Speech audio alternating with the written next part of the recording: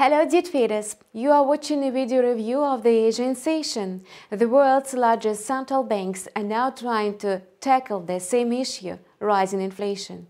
They have to make decisions very carefully, as they reassert the affect the economic outlook of their countries. High inflation is bad.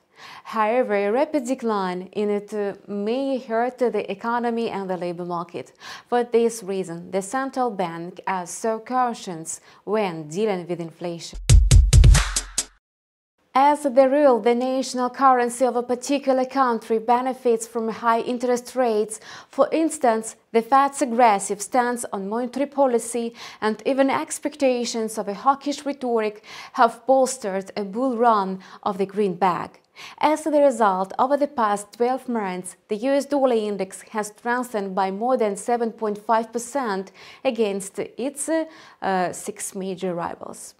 Moreover, it added 2.7% in 2022.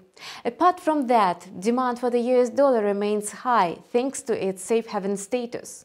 In the times of geopolitical turbulence, safe haven assets usually move within an upward channel.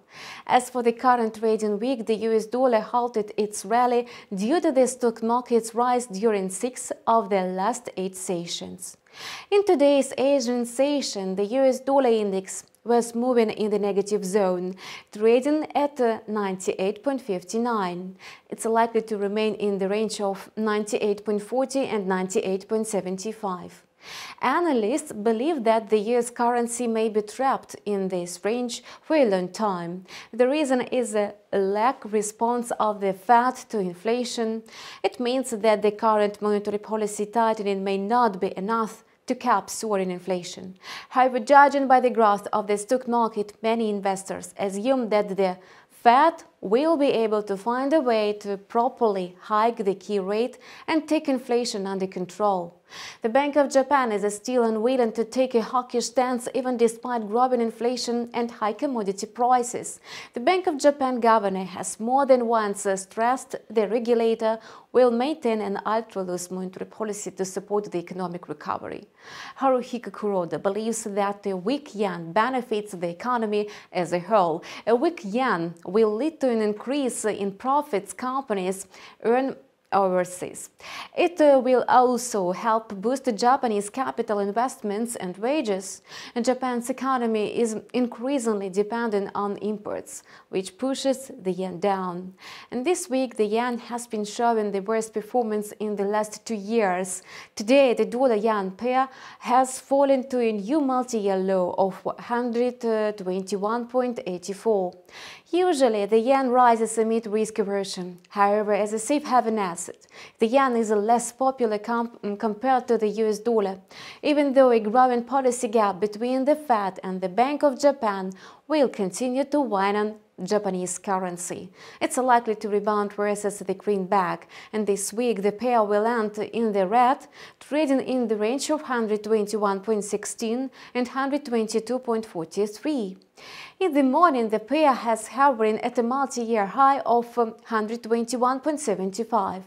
The Aussie has been quite volatile recently. It rises amid signs of a risk appetite. However, being a commodity currency, it's vulnerable to any changes in demand for risky assets. Currently, risk sentiment is gradually growing in the market. Besides, gold and oil prices are also high. As a result, during yesterday's trading session, the Aussie broke through an important psychological level of 0.75. Sorry, my bad. During today's Asian session, the Australian dollar jumped even higher to 0.7530 from 0.7513. As the pair is consolidating at 0.7511, the bullish trend seems to persist. Now it's trading in the range of 0.7502 and 0.7538.